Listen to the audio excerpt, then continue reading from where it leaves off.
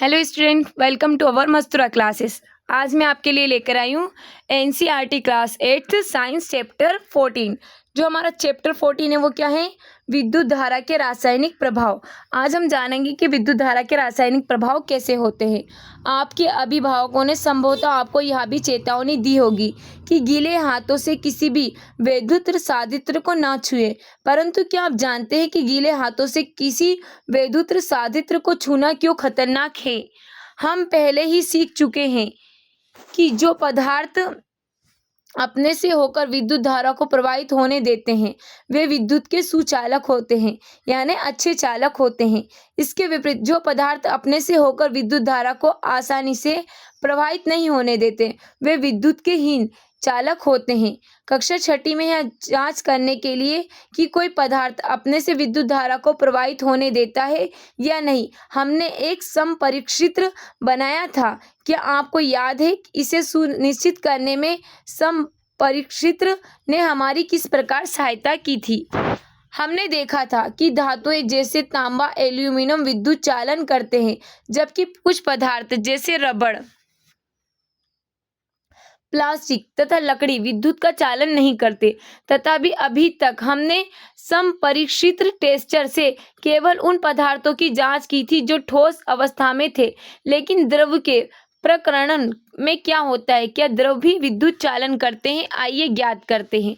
पहेली तथा बूझो। आपको स्मरण कराना चाहते हैं कि हमें प्रयोग करते समय कभी भी मुख्य तारों, मेंस अथवा जानित्र या प्रतिपक इन्वर्टर से विद्युत आपूर्ति नहीं करनी चाहिए। यह सुझाए सभी क्रियाकलापों में केवल विद्युत सेल का ही उपयोग करना चाहिए। अब हम यहाँ पर देख सकते हैं हमको क्या दिखाई दे रहा है? सुचालक। ये हमको यहाँ पर एक टेस्टर दिखाई दे रहा है। ये हीन चालक जो अपने अंदर से क्या है, धारा को बहने नहीं देता, वो क्या होता है? हीन चालक। और जिसके अंदर धारा प्रवाह होती है वो क्या होता है? सुचालक। क्या द्रव्य विद्युत चालन करते हैं?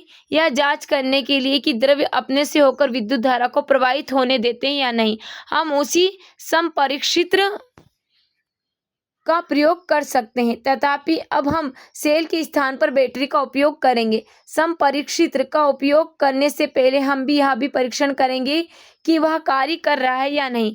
जैसा कि हम यहाँ पर देख सकते हैं, हमारा जो चित्र दिखाई दे रहा है इसमें हमारा कि यहाँ पर क्या कर रहा है, ये चल रहा है, यहाँ पर से विद्युत धारा प्रवाहित हो रही है, यहाँ पर नहीं हो रही है। तो हम ये देख सकते हैं। क्रियाकलाप 14.1 समपरिक्षित्र के सिरों को क्षण भर के लिए एक दूसरे से स्पर्श कराइए। ऐसा करते ही समपरिक्षित्र का परिपथ पूरा हो जाता है और बल्ब दीप्त हो जाना चाहिए। तथापि यदि बल्ब दीप्त नहीं होता तो इसका अर्थ है कि समपरिक्षित्र कार्य नहीं कर रहा है। क्या आप इसके संभावित कारण बता सकते हैं? क्या यह संभव है कि तारों के संयोजन शिथिल हो या बल्ब फ्यूज हो गया हो अथवा आपके सेल बेकार हो गए हों? जांच कीजिए कि सभी संयोजन कसे हुए हैं तो बल्ब को बदल दीजिए। अब फिर जांच कीजिए समपरिक्षित्र कार्य कर रहा है या नहीं। यदि यहाँ अब भी कार्य नहीं कर रहा है तो सेलों को बदल दीजिए। इस प्रकार के जब समपरिक्षित्र भली भांति कार्य करने लगे तो इसका उपयोग विभिन्न द्रव्यों का परीक्षण करने के लिए कर सकते हैं। अब हमें यहाँ एक चेतावनी दी गई है। अपने समपरिक्षित्र की जांच करते समय इसकी तारों के स्वतंत्र सिरे को केवल कुछ क्षणों से अधिक स्पर्श ना कराइए, अन्यथा बैटरी के सेल अत्यंत शीघ्रता से समाप्त हो जाएंगे। क्रियाकलाप 14.2 बेकार फेंकी गई बोतलों के प्लास्टिक के रबड़ के कुछ ढक्कन एकत्र करके उन्हें साफ करिए। एक ढक्कन में एक चाय के चम्मच के बराबर नींबू का रस या सिरका उडेलिए। अपने समपरिक्षित्र को इस ढक्कन के समीप लाकर उसके सिरों को नींबू के रस या सिरके में डुबोइए। ध्यान दीजिए कि दोनों सिरों के परस्पर 1 सेंटीमीटर से अधिक दूरी पर ना हो, लेकिन इसी के साथ साथ वे एक दूसरे से स्पर्श भी ना करें। क्या समपरिक्षित्र का बल्ब दीप्त होता है? क्या नींबू का रस या सिरका विद्युत का चालन करता है? नींबू के रस या सिरके को आप सुचालक हीन चालक में कैसे वर्ग में रखेंगे? अब हम यहाँ पर देख सकते हैं हमको क्या दिखाई दे रहा है? नींबू का रस दिखाई दे रहा है यहाँ पर, और एक ये विद्युत परिपथ। नींबू के रस अथवा सिरके में विद्युत का चालन परीक्षण करना। जब संपरीक्षित्र दोनों सिरों के बीच का द्रव अपने से विद्युत धारा को प्रवाहित होने देता है तो संपरीक्षित्र का परिपथ पूरा हो जाता है। परिपथ में विद्युत धारा प्रवाहित होती है तथा बल्ब दीप्त हो जाता है। जब कोई द्रव्य विद्युत धारा को अपने से प्रवाहित नहीं होने देता तो संपरीक्षित्र परिपथ पूरा नहीं हो पाता तथा जो बल्ब है वो दीप्त नहीं होता है। कुछ स्थितियों में द्रव्य के चालक होने पर भी संभव हो सकता है कि बल्ब दीप्त न हो। ऐसा क्रियाकलाप 14.2 में भी हो सकता है। इसका कारण यह हो सकता है, क्या आपको याद है कि बल्ब से विद्युत धारा प्रवाहित होने पर वह दीप्त क्यों होता है? विद्युत धारा के ऊष्मीय प्रभाव के कारण बल्ब का तंतु उच्च ताप तक गर्म होकर दीप्त हो जाता है। तथापि यदि परिपथ में विद्युत धारा दुर्बल है तो तंतु पर्याप्त गर्म न हो पाने के कारण दीप्त नहीं हो पाता। अब आप यह जानना चाहोगे कि किसी परिपथ में विद्युत धारा दुर्बल कब होती है। यद्यपि कोई पदार्थ विद्युत का चालन कर सकता है परंतु यह संभव है कि वह धातु की भांति आसानी से विद्युत का चालन ना कर पाता हो, जिसके कारण संपरीक्षित्र का परिपथ पूरा हो जाता है। लेकिन फिर भी इसमें प्रवाहित विद्युत धारा बल्ब को दीप्त करने के लिए दुर्बल हो सकती है। क्या आप कोई ऐसा अन्य संपरीक्षित्र बना सकते हैं जो दुर्बल धारा को भी संसूचित कर सके? एक अन्य संपरीक्षित्र बनाने के लिए आप विद्युत धारा के किसी अन्य प्रभाव का उपयोग कर सकते हैं। क्या आपको याद है कि विद्युत धारा चुंबकीय प्रभाव उत्पन्न करती है? जब किसी तार में विद्युत धारा प्रवाहित होती है तो उसके पास रखी चुंबक सुई पर क्या प्रभाव पड़ता है? विद्युत धारा के बहुत दुर्बल होने पर भी चुंबकीय सुई में विक्षेप देखा जा सकता है। क्या हम विद्युत धारा के चुंबकीय प्रभाव का उपयोग करके कोई संपरीक्षित्र बना सकते हैं? आइए क्रियाकलाप 14.3 द्वारा पता लगाएं। आप चित्र 14.2 के संपरीक्षित्र में विद्युत बल्ब के स्थान पर एलईडी प्रकाश उत्सर्जक डायोड का उपयोग कर सकते हैं। एलईडी दुर्बल विद्युत धारा प्रवाहित होने पर भी दीप्त होता है। एलईडी के साथ दो तार जुड़े होते हैं। इन तारों को लीड्स कहते हैं। एक तार दूसरे की अपेक्षा थोड़ा लंबा होता है। याद रखिए कि एलईडी को किसी परिपथ में जोड़ते समय इसके लंबे तार को सदैव बैटरी के धन टर्मिनल से तथा छोटे तार को बैटरी के ऋण टर्मिनल से जोड़ते हैं। जैसा कि हम यहाँ पर देख सकते हैं, कुछ एलईडी हमको दिखाई दे रही है। अब हम यहाँ पर देखेंगे क्रियाकलाप 14.3। माचिस की खाली डिब्बियां से ट्रे निकालिए। ट्रे पर चित्र में दर्शाए अनुसार एक विद्युत तार के कुछ फेरे लपेटिए। ट्रे के भीतर एक छोटी चुंबकीय सुई रखिए। अब तार के एक स्वतंत्र सिरे को बैटरी के एक टर्मिनल से जोड़िए। तार के दूसरे सिरे को स्वतंत्र छोड़ दीजिए। तार का एक दूसरा टुकड़ा लेकर बैटरी के दूसरे टर्मिनल से जोड़िए। जैसा कि हम यहाँ पर देख सकते हैं, ये हमको एक अन्य संपरीक्षित्र दिखाई दे रहा है। दोनों तारों के स्वतंत्र सिरे को क्षण मात्र के लिए एक दूसरे से स्पर्श कराइए। चुंबकीय सुई को तुरंत विक्षेप दिखाना चाहिए। आपका तार के दो स्वतंत्र सिरों वाला परीक्षित्र तैयार है। अब इस परीक्षित्र का उपयोग करके क्रियाकलाप 14.2 को दोहराइए। क्या संपरीक्षित्र के स्वतंत्र सिरों को नींबू के रस में डुबोते ही आपको चुंबकीय सुई में विक्षेप दिखाई देता है? संपरीक्षित्र के सिरों को नींबू के रस से बाहर निकालिए, उन्हें पानी में डुबोइए और पोंछकर सुखाइए। इस क्रियाकलाप को अन्य द्रव्यों जैसे टोटी का पानी, वनस्पति तेल, दूध, शहद आदि के साथ दोहराइए। प्रत्येक द्रव्य का परीक्षण करने के पश्चात संपरीक्षित्र के सिरों को जल में धोकर तथा पोंछकर सुखाना अवश्य याद रखिए। प्रत्येक स्थिति में देखिए कि चुंबकीय सुई विक्षेप दर्शाती है अथवा नहीं। अपने प्रेक्षणों को सारणी में अंकित कीजिए। यहाँ पर हमको एक सारणी दी गई है। यहाँ पर हम कर सकते हैं सुचालक, हीन चालक और चालक द्रव्य। सबसे पहले हमको कुछ पदार्थ दिए गए हैं। चुंबकीय सुई विक्षेप दर्शाती है या नहीं? सुचालक, हीन चालक। नींबू का रस, हाँ, अच्छा चालक है। सिरका, टोटी, वनस्पति दूध, शहद, इन सभी के बारे में आप यहाँ पर लिख सकते हैं। सारणी 14.1 में हम देख सकते हैं कि कुछ द्रव्य विद्युत के सुचालक है तथा कुछ हीन चालक है। अब हम देखते हैं जब संपरीक्षित्र के स्वतंत्र सिरे के एक दूसरे को नहीं छूते हैं तो संभव है कि उनके बीच में वायु हो।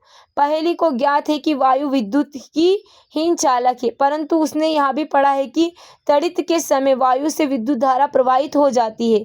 वह यह जानना चाहती है कि क्या हर अवस्था में वायु विद्युत की हीन चालक होती है। इसी से प्रेरित होकर बूझो भी यह जानना चाहता है कि क्या हीन चालकों की श्रेणी में रखे अन्य पदार्थों में विशेष परिस्थितियों में अपने में से विद्युत को प्रवाहित होने देते हैं। अब हम देखते हैं, वास्तव में विशेष परिस्थितियों में अधिकांश पदार्थ विद्युत धारा का चालन कर सकते हैं। यही कारण है कि पदार्थों को चालकों तथा विद्युत रोधियों के रूप में वर्गीकृत करने की अपेक्षा अच्छे चालकों, सुचालकों तथा हीन चालकों के रूप में वर्गीकृत करने की अधिक मान्यता दी जाती है।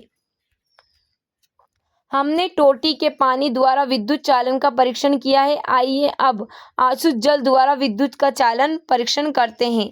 अब हम देखते हैं क्रियाकलाप 14.4। एक स्वच्छ तथा सूखे प्लास्टिक के रबड़ के ढक्कन में लगभग 2 चाय के चम्मच के बराबर आसुत जल भरिए। आप आसुत जल को अपने विद्यालय की प्रयोगशाला से प्राप्त कर सकते हैं। आप किसी दवाई की दुकान या डॉक्टर या नर्स से भी आसुत जल को ले सकते हैं। समपरीक्षित्र का उपयोग करके परीक्षण कीजिए कि आसुत जल विद्युत चालन करता है अथवा नहीं। क्या आप पाते हैं कि आसुत जल विद्युत चालन करता है? अब एक चुटकी साधारण नमक लेकर इसे आसुत जल में घोलिए, फिर परीक्षण कीजिए इस बार क्या निष्कर्ष निकलता है। जब हम आसुत जल में नमक घोलते हैं तो हमें नमक का घोल प्राप्त होता है। यह विद्युत का अच्छा चालक है। जो जल हमें नलों, हैंडपंप, कुओं, तालाबों आदि से प्राप्त होता है वह शुद्ध नहीं होता है। इसमें अनेक लवण घुले हो सकते हैं। खनिज लवणों की थोड़ी मात्रा इसमें प्राकृतिक रूप से विद्यमान होती है, इसलिए यह जल विद्युत का सुचालक होता है। इसके विपरीत आसुत जल लवणों से मुक्त होने के कारण हीन चालक होता है। जल में थोड़ी मात्रा में प्राकृतिक रूप से विद्यमान खनिज लवण मानव स्वास्थ्य के लिए लाभदायक होते हैं, परंतु ये लवण जल को चालक बना देते हैं। इसलिए हमें विद्युत सांधित्र का उपयोग कभी भी गीले हाथों से अथवा गीले फर्श पर खड़े होकर नहीं करना चाहिए। हमने देखा कि जब साधारण लवण को आसुत जल में घोला जाता है तो यह उसे अच्छा चालक बना देता है। वे कौन से अन्य पदार्थ हैं जो आसुत जल में घुलने पर इसे चालक बना देते हैं? आइए पता लगाते हैं। एक चेतावनी दी है हमको, अगले क्रियाकलाप को केवल अपने अध्यापक, माता पिता, अभिभावक या वयस्क व्यक्ति की देखरेख में ही करिए, क्योंकि इसमें अम्ल का प्रयोग सम्मिलित है। विद्युत चालन करने वाले अधिकांश द्रव्य अम्लों, क्षारकों तथा लवणों के विलयन होते हैं। जब विद्युत धारा किसी चालक विलयन से प्रभावित होती है तो क्या वह उस विलयन में कोई प्रभाव उत्पन्न करती है? विद्युत धारा के रासायनिक प्रभाव। अब हम देखते हैं 14.2 विद्युत धारा के कुछ रासायनिक प्रभाव हैं। कक्षा 7वीं में हमने विद्युत धारा के कुछ प्रभावों के बारे में सीखा था। क्या आप इन प्रभावों की सूची बना सकते हैं? जब विद्युत धारा किसी चालक विलयन से प्रभावित होती है तो क्या प्रभाव उत्पन्न करती है? आइए पता लगाएं। क्रियाकलाप 14.6 2 बेकार सेलों से सावधानी पूर्वक कार्बन की छड़ें निकालिए। उनकी धातु की टोपियों को रेगमाल से साफ करके इन पर तांबे की तार लपेटिए और उन्हें एक बैटरी से जोड़िए। इन 2 छड़ों को हम इलेक्ट्रोड कहते हैं, कार्बन की छड़ों के। अब हम यहाँ पर देख सकते हैं जल से विद्युत धारा प्रवाहित करना, कार्बन की छड़, धातु की टोपी, कार्बन की छड़, और यहाँ पर हमको क्या दिखाई दे रहा है? जल दिखाई दे रहा है। अब हम यहाँ पर देख सकते हैं स्थान पर आप लगभग 6 सेंटीमीटर लंबी लोहे की कीलें भी ले सकते हैं। किसी कांच के गिलास या प्लास्टिक के कटोरे में एक प्याला जल भरिए।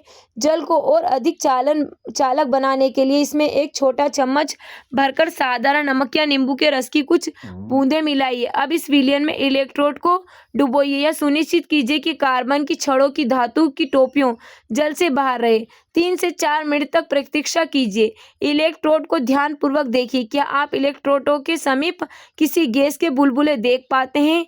क्या हम विलयन में हो रहे परिवर्तनों को रासायनिक परिवर्तन कह सकते हैं? कक्षा 7वीं में पढ़ी गई रासायनिक परिवर्तनों की परिभाषा का स्मरण कीजिए। सन 1800 में एक ब्रिटिश रसायनज्ञ विलियम निकलसन 1753 से लेकर 1815 ने यह दर्शाया कि यदि इलेक्ट्रोड जल में डूबे हों तथा उनके द्वारा विलयन से विद्युत धारा प्रवाहित की जाए तो ऑक्सीजन तथा हाइड्रोजन के बुलबुले उत्पन्न होते हैं। ऑक्सीजन के बुलबुले बैटरी धन टर्मिनल से जुड़े इलेक्ट्रोड पर तथा हाइड्रोजन के बुलबुले दूसरे इलेक्ट्रोड पर बनते हैं। किसी चालक विलयन से विद्युत धारा प्रवाहित होने पर रासायनिक अभिक्रियाएं होती है। इसके फलस्वरूप इलेक्ट्रोडों पर गैस के बुलबुले बन सकते हैं। इलेक्ट्रोडों पर धातु के निक्षेप देखे जा सकते हैं। विलयनों के रंग में परिवर्तन हो सकते हैं। यह रासायनिक अभिक्रिया उपयोग किए जाने वाले विलयन तथा इलेक्ट्रोडों पर निर्भर करती है। वे विद्युत धारा के कुछ रासायनिक प्रभाव है। ये क्या है? सारे हमारे विद्युत धारा के कुछ रासायनिक प्रभाव है। बूजो ने यह परीक्षण करने का निश्चय किया कि क्या कुछ फल एवं वनस्पतियां भी विद्युत चालन करती है या नहीं। उसने एक आलू के 2 बराबर भागों में काटा और समपरिक्षित्र के तांबे के तारों को इसमें निर्विष्ट कर दिया। तभी उसकी मां ने उसे बुला लिया और आलू में निर्विष्ट किए गए समपरिक्षित्र तारों को बाहर निकालना भूल गया। लगभग आधे घंटे के पश्चात जब वह वापस आया तो उसने देखा कि आलू में एक तार के चारों ओर नीला हरा सा धब्बा बन गया है, जबकि दूसरे तार के चारों ओर ऐसा कोई धब्बा नहीं था। जैसा कि हम यहाँ पर देख सकते हैं, आलू की चालकता का परीक्षण करना। उसे इस परीक्षण पर बड़ा आश्चर्य हुआ और उसने पहेली के साथ इस क्रियाकलाप को कई बार दोहराया। उन्होंने पाया कि हर बार धन टर्मिनल से संयोजित तार के चारों ओर ही नीला हरा धब्बा बनता है। उन्होंने अनुभव किया कि यह खोज अत्यंत लाभप्रद है, क्योंकि इसका उपयोग किसी बॉक्स में छिपी बैटरी या सेल के धन टर्मिनल की पहचान करने के लिए किया जा सकता है। उन्होंने अपनी इस खोज को बच्चों की एक पत्रिका में छपवाने का निश्चय किया। याद रखिए कि बूजो ने इस परीक्षण का से प्रारंभ किया था कि आलू विद्युत का चालन करता है या नहीं। उसने पाया कि विद्युत धारा आलू में एक रासायनिक प्रभाव उत्पन्न करती है। उसके लिए यह अत्यंत उत्तेजक खोज थी। वास्तव में विज्ञान में कभी कभी ऐसा भी होता है कि हम खोज किसी चीज और का कर रहे हैं पर कुछ अन्य खोज कर लेते हैं। अनेक महत्वपूर्ण खोजें इसी प्रकार से हुई है। अब हम देखते हैं विद्युत लेपन। स्मरण कीजिए, बिल्कुल नई साइकिल का हैंडल तथा पट्टियों के रिम कितने चमकदार होते हैं, तथापि यदि दुर्घटनावश इनमें खरोंच पड़ जाए तो चमकदार परत उतर जाती है और उसके नीचे की सतह इतनी चमकदार नहीं होती। आपने कुछ महिलाओं के ऐसे आभूषण पहने हुए भी देखा होगा, सोने के प्रतीत होते हैं, तथापि लगातार उपयोग से इनकी सोने की परत उतर जाती और नीचे की चांदी या किसी अन्य धातु की सतह दिखाई देने लगती है। इन दोनों ही परिस्थितियों में एक धातु के ऊपर दूसरी धातु की परत चढ़ी होती है। क्या आप जानते हैं कि एक धातु की सतह के ऊपर दूसरी धातु की परत किस प्रकार निक्षेपित कर दी जाती है? आइए इसे स्वयं करके देखते हैं। क्रियाकलाप 14.7। इस क्रियाकलाप के लिए हमें कॉपर सल्फेट तथा लगभग 10 सेंटीमीटर इंटू 4 सेंटीमीटर साइज की तांबे की 2 प्लेट लीजिए। किसी स्वच्छ तथा सूखे बीकर में 250 ml आशुद्ध जल लीजिए। इसमें चाय की 2 चम्मच भरकर कॉपर सल्फेट घोलिए। अधिक चालक बनाने के लिए कॉपर सल्फेट विलयन में कुछ बूंदे तनु सल्फ्यूरिक अम्ल की डालिए। तांबे की प्लेटों को रेगमाल से साफ कीजिए। इन्हें पानी से धोकर सुखाइए। तांबे की प्लेट को एक बैटरी के टर्मिनल से संयोजित कीजिए और उन्हें कॉपर सल्फेट के विलयन में डुबोइए। जैसा कि हम यहाँ पर देख रहे हैं, ये हमको क्या दिखाई दे रही है? तांबे की प्लेटें दिखाई दे रही है और ये कॉपर सल्फेट का विलयन है। विद्युत लेपन दर्शाता सरल परिपथ। परिपथ में लगभग 15 मिनट तक विद्युत धारा प्रवाहित होने दीजिए। अब विलयन में से इलेक्ट्रोडों को हटाइए तथा उन्हें ध्यानपूर्वक देखिए। क्या उनमें से किसी एक में कुछ अंतर पाते हैं? क्या आप इस पर कोई परत चढ़ी देखते हैं? इस परत का रंग कैसा है? बैटरी के उस टर्मिनल को नोट कीजिए जिससे ये इलेक्ट्रोड संयोजित होते हैं। विद्युत लेपन के क्रियाकलाप को करने के पश्चात पहेली ने इलेक्ट्रोडों को आपस में बदलकर क्रियाकलाप को दोहराया। आपके विचार से इस बार वह क्या परीक्षण करेगी?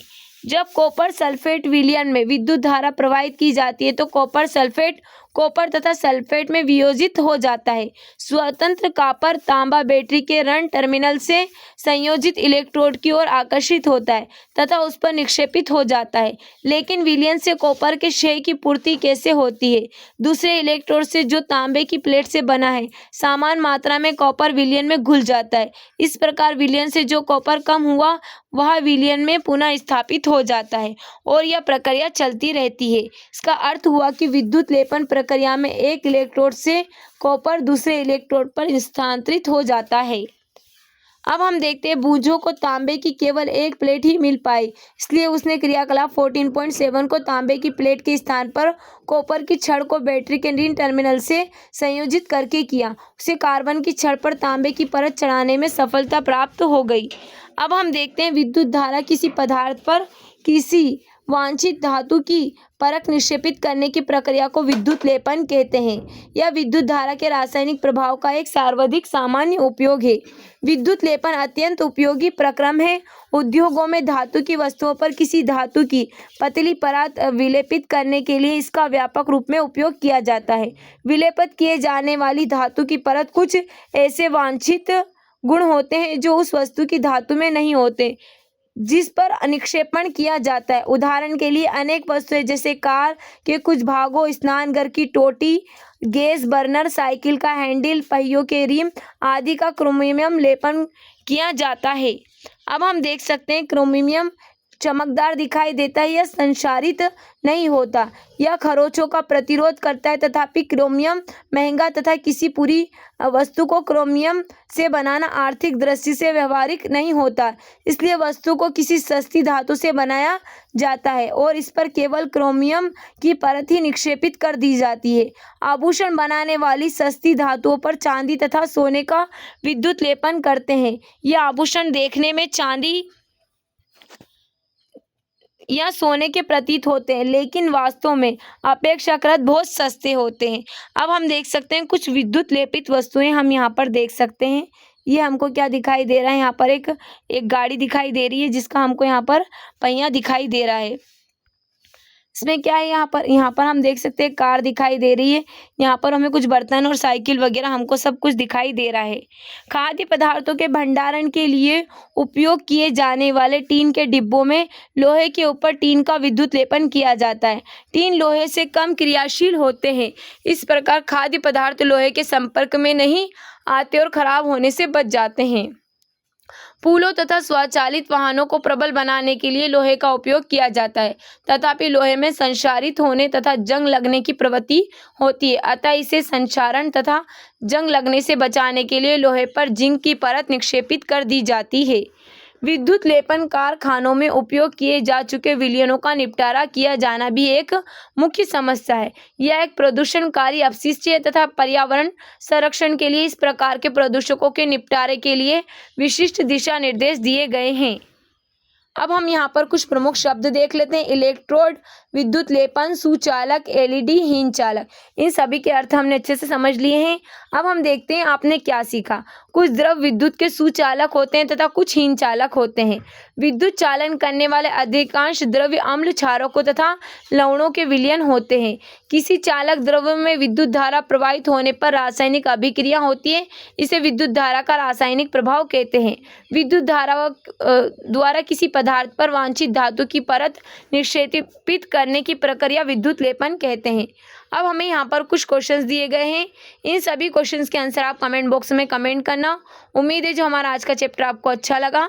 अगर हमारा आज का चैप्टर आपको अच्छा लगा है तो इसी तरह की अपडेट के लिए हमारे चैनल को सब्सक्राइब करें और बेल आइकन को दबाना ना भूलें। Okay, thank you so much.